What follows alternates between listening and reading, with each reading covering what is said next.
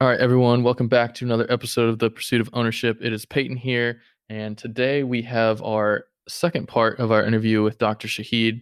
I'm really excited for you guys to hear this one today. We get a lot more details about his practice acquisitions and what he did to get there. And I think you guys will find it really interesting. He really did everything that he could to get into these opportunities, whether it was negotiating, whether it was getting creative with financing, um, who he was talking to find opportunities. And a really good thing I took away from this was just that regardless of the interactions he had with people, he always kept the door open. Even if someone, maybe didn't give him an offer that was very favorable, he always would be like, thank you, but I found something else. And I think that's just a really good thing that we can all learn from is even if you feel like maybe you get an offer from someone and it's borderline offensive, you don't know what could happen down the road. So I think you guys will be very interested to see how he took his journey here in this second episode. Yeah, for sure. I think that's a really powerful point, and I think we've made it before with reference to whenever you're making a contact that has some sort of opportunity, and even if they don't have an opportunity, just making sure that they know who you are, you know who they are, and just leaving the door open for anything that might come along.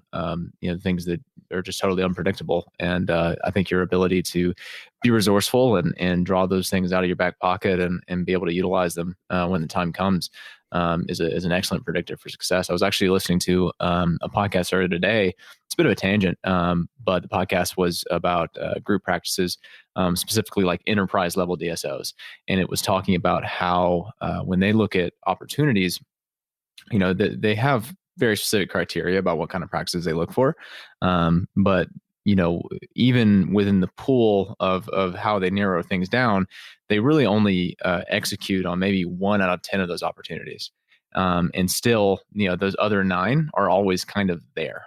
And they may still be coming back to that, and they keep it sort of in a pool, just like they do with when they're recruiting. That's why DSOs are always recruiting new dentists, even if they don't necessarily have new locations in mind for them. They're always trying to get these people, even if you're like D1, D2, like they'll remember you, they'll know your name, and they're keeping track of you. And by no means am I saying emulate everything that DSOs do, but I think that's a really good indicator of the power of that. And you don't just look for things when you need something; you look for it all the time.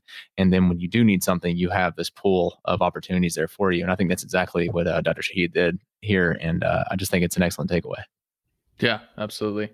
Yeah, he just is willing to do what it takes to get it done, and he's not For letting sure. anyone get in his way. Um, Absolutely. yeah, so let's go ahead and get into it here. Our second part of the interview with Dr. Shahid. So the practice is numbers. The practice for practice number one, the doctor is doing about 450,000 a year, about 50% overhead. So practice usually, if you look at the basic numbers of hey, 70% of last year's numbers or whatever, practice is probably worth like 300 something thousand.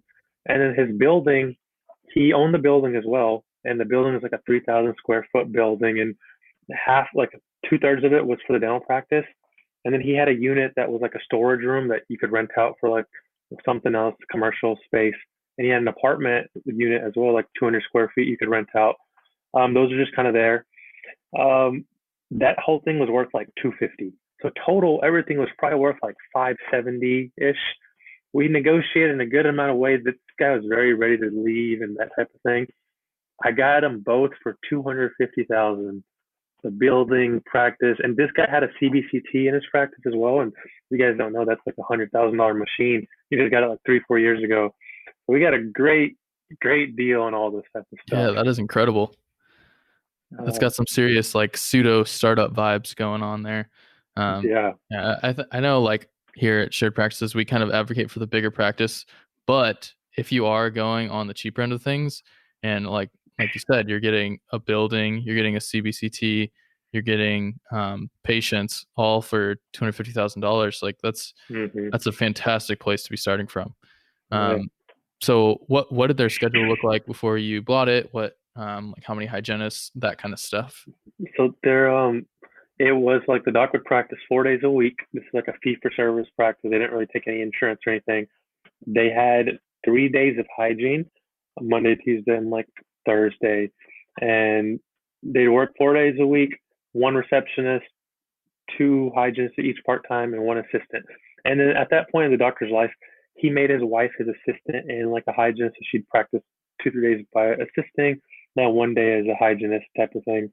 So that schedule, and they're very accurate when they say when you buy a practice, wait for the turnover, like staff turnover. Within a couple of weeks, it was all new staff pretty much. Uh, we were we're very nice people, me and my brother, and like we don't really do much to like get anybody upset or anything. We're like, no, let's not change anything at all. But it's just like life happens. So the hygienist was the doctor's wife. She ended up going with the doctor. Like she wanted to stay for a little bit, but the doctor was like, "Hey, can I get my wife back so we can enjoy retirement together?" So like, okay, sure thing. And then the other hygienist, she was working part time somewhere else for like 30 years, or like her past 20 something years, and they offered her a full time job. So she's like, "Doc, you guys are amazing, but I have to take that offer because I've been working there so long." And then a front office receptionist who we were very afraid that she knew everything about the front. And then, I've been at dental school about a year now. And as an associate, you don't learn the front stuff as much. Like you learn dentistry and all that stuff, but I got the dental experience by that point. Like I would suggest a good year is what somebody needs when they come out of school, like especially clinical wise. I didn't really have to worry about clinical stuff in the beginning because I was like, I have that stuff down. Versus originally me thinking if I was going to buy a practice and then be a new dentist, like that's a whole ton of like stress in itself. But the front lady left because she was super hesitant to change, and the doctor he warned us about her, saying like she was very, if something even changes a little bit, she's going to stress out. So we kind of knew it was going to happen. So she leaves, and so we had to completely do like bring our own assistant in, and then another receptionist. And I think that was probably the hardest part of being a practice owner, just finding the people, training people and stuff that you don't even know how to do yourself sometimes, and that Yeah, type of thing. absolutely. Well, that could have been a blessing in disguise, because I know lots of times that maybe you'll come into an office and the team doesn't want to work hard, or they just have various different factors that aren't going to play, uh, Mm-hmm.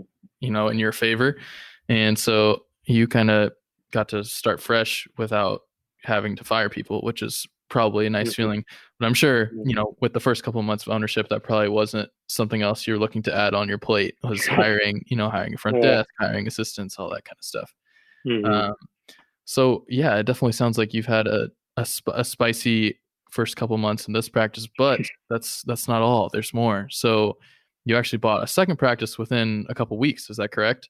Yeah. So I think they said it's like, was it luck equals opportunity plus preparation or whatever? It's kind of Yeah. like the story of my life. So Hmm. the week, pretty much after this deal goes through, we had our closing date on a Friday and all that. So I had told my brother graduated from dental school, and our game plan was, you know what, I'll continue my associateship at the current practice I'm in. It's like 3 days a week where the doctor was sick. So I figured, eventually he'd retire or something would happen. And then I'll work 2 days, me and my brother, half and half this new practice we bought, and he'll go be an associate somewhere else. But so I told him, apply for every job you can, apply broadly and all that. And he applied for a job as an associate in our town. And the dentist he applied to, like he'd work here 2 days a week at this one practice, 2.5 days a week. And he gave him the worst offer you could give to an associate dentist. He pretty much told him like, you're gonna get paid $30 an hour, and you're only gonna do hygiene for like 2 months until I think you're good enough, and then I'll let you touch my dental patients. Like he tells him that as What? an offer, and I'm That like, is the worst offer yeah, I've ever heard. my brother tells me this, and I'm like, man, go back to him and give him like a piece of your mind or something. But I was like, you know what? My parents always say, keep everybody open, never close the door, because you never know. Worst scenario, like you don't find any job or nothing, and at least you make $30 an hour as a dentist. Like worst scenario, like just keep it open. So like my brother, he says, okay, I'll think about it. He tells a guy or whatever, and this is like 2 months ago, when he's doing this job thing. But then a week after, or like a few days after this, like practice stuff is going, practice number one is happening, I get a call from the wife of the dentist, who my brother applied to, and she calls me. She says, "Hey, my husband, he ended up having a heart attack, and they transferred him to the hospital, and they found out that he has like stage 4 esophageal cancer." And this guy's like 60 years old. Like he looked pretty healthy. He wasn't like old. And before he passed away, he tells his wife, he's like, "Hey, the Shahid brothers, they're in town, local guys. Call them and sell my practice to them." So this lady's giving me a call, and she says her husband passed away. He told her to give us a call, and I was like, you know what? We were buying a practice already, but maybe between my brother and I, we could probably make this one work too. Especially like when you look at all the rules and thumb about all this practice buying and stuff, there's all these values and all these numbers assigned. But the minute someone passes away, the practice value goes down real quick. So I figured, you know what? Maybe we'll get a great steal on this. So this practice was doing 520,000, between like 450 and 500 something thousand a year, and they were practicing like 2.5 days a week type of thing.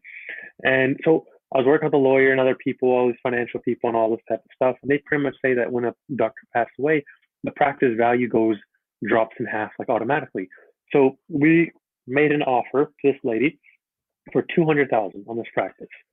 So we offered her 200,000, and this is the wife of the dentist. So she used to be the office manager of this practice, and she's known, like, when you have smaller towns, like everyone knows people's reputation. She was Yeah, known to absolutely. be like a very hard-headed businesswoman, and she was. Everyone says she's crazy for whatever reason. I didn't understand why, but they say she's crazy. So I'm like, okay, let me keep that in my mind. But so we made an offer of 200,000, and she was like, okay, sure, let's do it. But the lawyer on our side said, you know what, doc, you want to get into the practice as soon as you can, because the longer you go without being in there, patients are gonna go away because they know there's no doctor there. So we told her, like, hey, can we get into practice ASAP? And she's like, no, I want you guys to get a loan. Like, I want some money because I don't know what's gonna happen or whatever. And we're like, okay, like, sure, let's see. Maybe the bank, like our bank process was getting going on our first practice, like it was almost done. So I told the guy, I was like, hey, the banker, hey, we need another practice right here. It's not gonna be that much money. Can you like get the ball rolling quick? And even by the time they make the ball quicker and everything, it still takes a good month or so by the time all this paperwork stuff is said and done. I'm So sure. it had been like 2 weeks, 3 weeks. We're getting the paperwork going, and then we're reviewing our contracts, legal stuff with this lady. And she's very particular on every little line in the contract, like this change, and all that. And then so like at that point, her front office people, it's been like 3 weeks now. All her staff, they have a turn, like they all leave because they figure out the doctor's gone. So no more staff is there now. And then about 3 weeks later, like we tell her, like, we're like, hey, let's do something so we can get into practice. Like this loan thing might take a while. Can you own our finance? Can you do something? We had finally agreed upon, like, we'll give her a down payment of like 60 grand, and then we'll finance the rest of it, and we'll get it to her within like 3 months or something. I was like, most likely not much time I'll have the money. And or I think that was like after a week or two, she had agreed to that offer.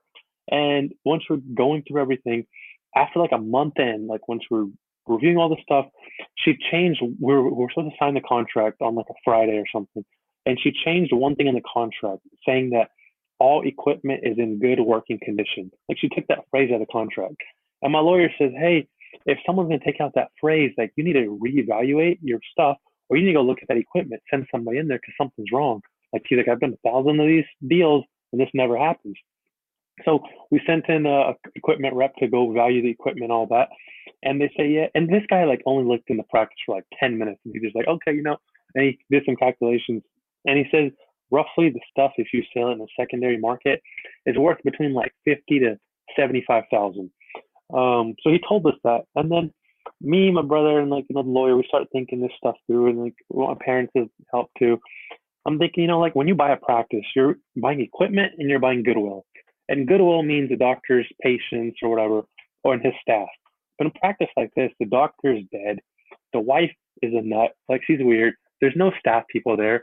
Like, what are you buying? And I'm like, okay, I guess I'm buying equipment, which is 50 to 70,000.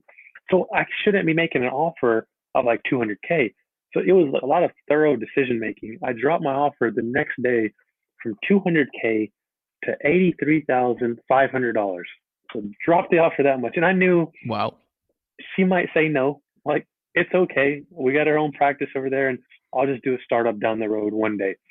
I guess my hometown. And then one other thing I knew was maybe in a big city or something, like someone would come easily buy up that practice forever. But this is a smaller number and everything.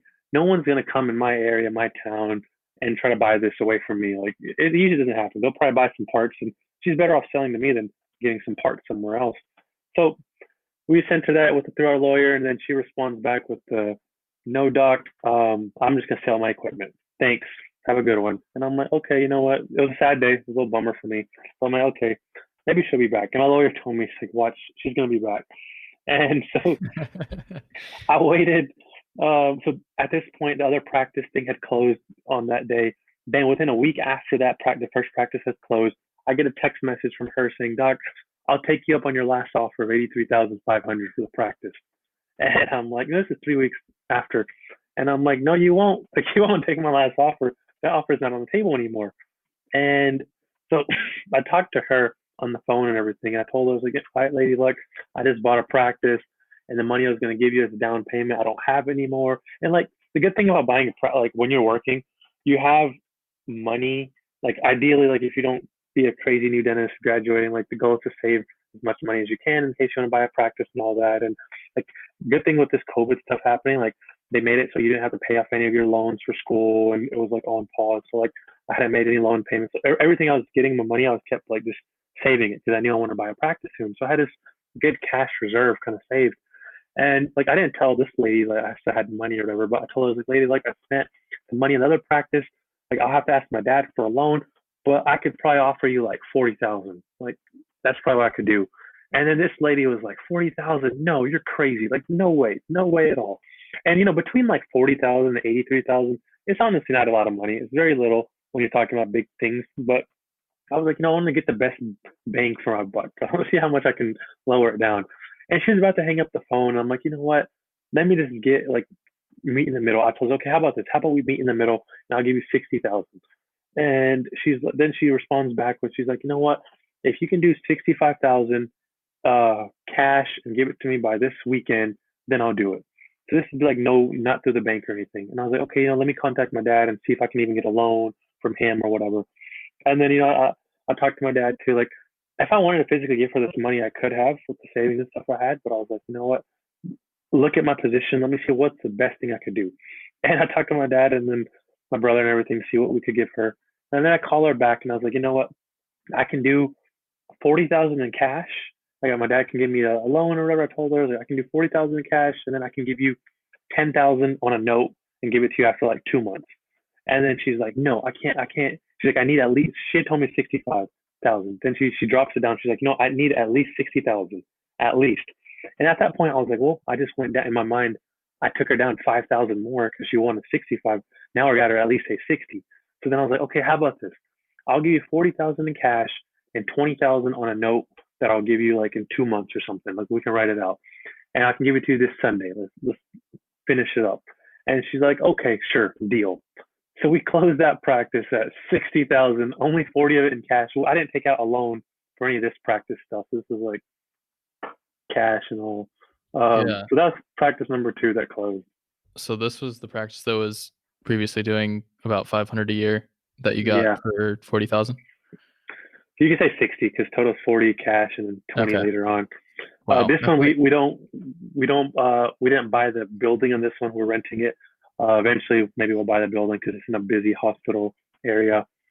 Okay, gotcha. Wow, I think this is definitely the most intense negotiating I've ever heard for dental practices. My goodness.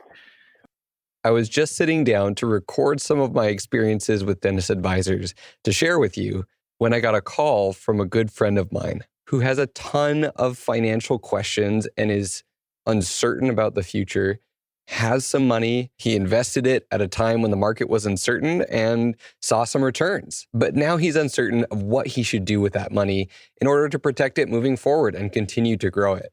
So I told him, we've been talking about dentist advisors for a long time, and he knows and trusts them. It's like, this is the perfect time to engage in a full relationship with dentist advisors. When the markets are up and down, when you don't know what to do with your money, this is when you need a financial advisor so that you can stop worrying and start living the life that you want to live right now. So do what I did this week, which was have my first call with dentist advisors. Now, not only do I have a plan for myself, but I have a team who's going to help me evaluate the key areas of my financial health every month and help me build and adjust my plan as circumstances change.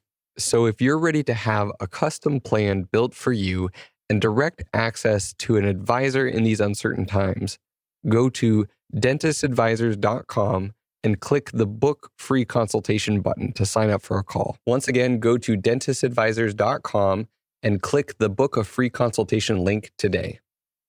In the big scheme of things, like you'll hear a lot of people talk about, well, if you really want to practice, like $100,000 it's only another $1,000 on a note payment per month, and 30 years later, it's really not that much money. And like, yeah, that makes sense. But then when you're paying the money out of your own pocket, like it's a lot of money. Like you're like, well, that's 40,000. I got cheaper. But like these negotiations too, they're also a lot of money. Like in 1 minute, I went down from 200K to like 80K of an offer. So like these things are big. My head was, you know what? Worst scenario goes on. Like this practice is a total flop. I'm out 60,000, and the equipment is worth 60,000. Like it's not like you can't, like in dentistry is one profession that you can't fail, and like 60,000 is not a loss. Even the other practice, they have a CBCT building and everything. Like worst scenario, like nobody likes us. We at least like have a CBCT and then the building and all that. Like there was no flaw in these things type of thing. Yeah, there's a lot of upside and not a whole lot of downside. Is there a lot of competition in the area where your hometown is, or is it not too bad? Not too bad at all. Like the more rural you get, the better it is. So we've got like in our town in like the next like 5 years, it's going to be great. There's only like 7, 8, like the dentist to population ratio is like 1 to 3,500 type of thing. Wow. And most of the other dentists, they're older. They're like 60 plus. There's like one corporate place that nobody likes. And it's like competition is not crazy or anything. And the other town that we bought the clinic and everything, we're the only dentist in a 2,500 people place. Like the only dentist for like 15, 20 minutes away. So it's just kind of telling people we're there type of thing. That's amazing. Yeah, it's super cool because you really didn't budge on where you wanted to live. You were just super persistent with like talking to reps, brokers, dentists, and it ultimately ended up paying off for you guys. So I think that's pretty cool to see. Yeah. So like you said, so you're now you have 2 practices. You're partnered with your brother, correct? Mm-hmm.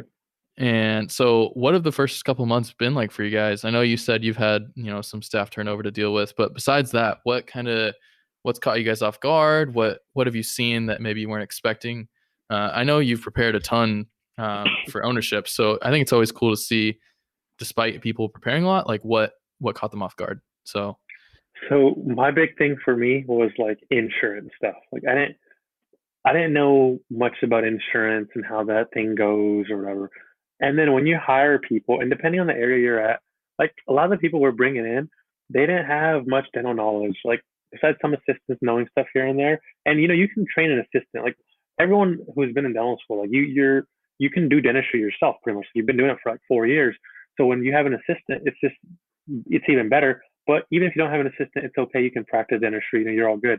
But front office stuff is where like I had to struggle. Hiring people who didn't know anything about insurance and that type of stuff for, hey, what is a claim that has to be sent out? How much, if someone comes in, how much are they going to have to pay? Like, I don't know. Like, how do you figure that stuff out? So it's kind of like the people we're even hiring, like there's some good people. And then that whole process of like bringing people on, something happens to them. They have some little, like we were trying to be very lean and mean, like one person in the front, one person in the back type of thing until we got like busier. But then when one person doesn't show up, then you're screwed. You're like, okay, they're not here. Now what do I do? Like, who's my backup? And then it was like between both practices, they're like 20 minutes apart, bringing someone from there to here. That was a big thing. And then training on stuff that you don't know how to do yourself in terms of like insurance. Trying to like we went through a couple people from at the front who were trying to bring them in, saying, okay, your job is saying hi to people, figuring out the insurance type of stuff, taking payments and kind of that stuff. And it was hard for somebody who hasn't ever done it before, and you do all this stuff.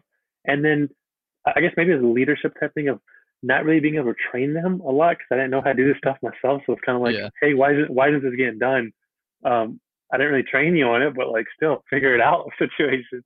So how have you guys been dealing with that? I'm sure it's probably a work in progress since it's so fresh, but how have you guys tried to overcome that? One solution I did is I just outsourced that part. I was like, you know what? The biggest headache I had is this insurance verification and credentialing, that type of thing. So I'm just not going to have to worry about it. So I brought someone in this company. So they started like a new company. This lady's working with like 11 different practices so far, and she deals with everything money related, anything dealing with claiming on insurance, verification stuff. End of the day, making sure everything's put in right in the computer and all that type of stuff. And she like has access to 2 computers in each practice, and her team works remotely throughout the day doing a lot of that stuff. So I was like, okay, my front office people, you guys aren't going to have to worry about insurance and all that. Like they're doing that on their back end. And so y'all worry about bringing people in, like picking up the phones and stuff, scheduling people, and then potentially talking about money, treatment plans. So I was like, that would make that part easier. So that kind of helped out with that a little bit. She's been doing a good job on that aspect of stuff. I think that was the big thing of just like the people and the scheduling thing of like when someone doesn't show up in the morning or something, then like, okay, what do I do now? Like you don't want to have an understaffed thing, but you don't have too many staff. Some days they'd be like, okay, we've got 2 assistants and the day's not like super big. Like in one practice, the doctor was only open 2 days a week. So now we're trying to make it to like 4 days, 5 days or whatever. Cause we're like, we got free time, but then there's like a bunch of blocks here and there that you'll have. And you're like, okay, I guess we'll just stick around, like have assistants just kind of doing other stuff. I guess it's kind of been, we're in that weird stage where we're not like fully packed schedule, but we're not like super free. So it's like you bring in one person and then if it does get busy or what you do, but you don't want to let someone go because sometimes it's hard to find good people. I think our staffing has been I think that the biggest struggle I've had is like dealing with like insurance stuff, but we're figuring that out. And then the people part of, okay, who to bring in when and hours and stuff. But Absolutely. it's getting better. Yeah, that's your one Achilles heel. And I mean, it's understandable. I mean, you're fresh in ownership.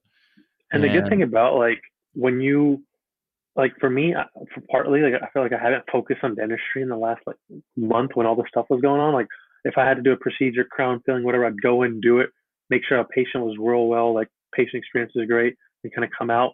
But I realized like my brother, he's practicing now, and he's a new grad. So a lot of things like he'll do, like when you're doing your first fillings or something in private practice or whatever, you're like, okay, I'm gonna go in there and what are the steps I need to do again, and like really thinking through some of these things. And now I look back, I'm like, man, if I was still trying to focus on how do you do the dentistry still, and then this business stuff, like I'd for sure have sleepless nights. Like right now, I'm getting good sleep. There's like some little stresses of, okay, man, we need to. Sometimes you'll realize like I'll be thinking like, man, I have to do 1,000 different things on this to-do list type of thing. But I guess what is important, what is not type of thing. Yeah, and I think too that's really important because we don't. I mean, if you feel like your whole life purpose is to go into practice ownership right out of school, then sure. But we definitely don't push people to say you have to. There's definitely something to be said for, getting a little bit more comfortable with your clinical. So once you get into ownership, that almost kind of goes on autopilot a little bit, and you can put some more focus towards, ownership responsibilities, whether it's staff, insurance, whatever it might be. So I think it's very valuable that you said that, and you've kind of noticed that in your experience. I want to say a disclaimer too. Like I realize the more podcasts I would listen to, a lot of times it corrupts your head sometimes because you'll listen to these people who've done like a bajillion things and you're like, man, I should have had this by now. Like a lot of times in dental school, I was like, man, I was listening to some of these podcasts. I should have like 10 practices by now. And I'm thinking of this as a D3 because I'm like, you listen to all these people who've done so many things, but everyone is on their own journey. I've done this thing like very early on because it was like the stuff just happened. But it doesn't mean the guy next door, like that, you shouldn't have that goal. Like everyone has their own time. Maybe someone will work 4 years, 5 years before something happens, or someone will do it earlier. So everyone's kind of a little different. So make sure you like follow your own timeline and all. Yeah, absolutely. Yeah, I think it's very important to kind of look introspectively and ask yourself, what do I want? What do I want for my future? And have your actions kind of follow that path. So I guess we'll just end on, so you bought 2 practices that I would say are generally on like the smaller side. What is your plan with your brother going forward as far as growth goes? So we're getting a network with insurances and stuff right now. Like our goal is to make sure we bring in a bunch of people. So we're getting in networks and stuff right now. With this last year, I did a bunch of like CE courses and stuff. So I have a big skill set that I want to start implementing here.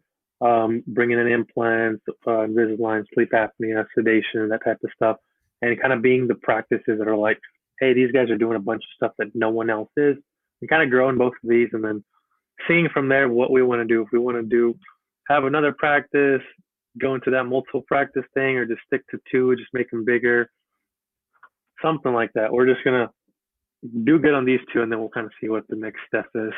Yeah, I feel like acquiring 2 practices within a month probably keeps your plate full for a little bit. So Yeah. I totally understand not looking too far into the future yet.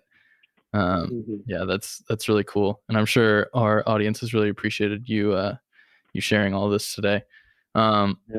Yeah, it's been great. It's honestly, this is good for me to catch up with you too. I know you've been so busy. I really have had a hard time to catch up. So this is a perfect way to go about doing that. If people have any questions about your journey, or maybe they want to reach out to you, is there a good way they can do that? Yeah, you could probably put in the show notes like my Facebook or Instagram handles Yeah. or whatever, and you can reach out to me there. No guarantees Awesome. I'll get a quick 10-minute response back or whatever, but I'll try to reach out to you if I get a chance, or when I get a chance. Awesome. Well, once again, thank you so much, Husnain. It's been great talking to you, and I'm sure our listeners have got a lot of good value out of today's episode. Perfect. Thanks for having me. Appreciate it, Peyton. Awesome. Okay, so closing off on this second part of our interview with Dr. Shahid, you can see that despite being very prepared for ownership, as I feel like a lot of people listening to this podcast are, you still run into speed bumps along the road. And there's, little things that might come up that you had never planned for. And as he said, he ran into a lot of staff turnover early in his ownership career. And I think it's just early in ownership, you just need to be ready to problem solve on the fly. You can plan and plan and plan. You can think of every opportunity that could possibly happen or everything that could go wrong in your head. But at the end of the day, you just need to be willing to think on your feet and solve problems. And I think that was exemplified in Dr. Shahid in this interview.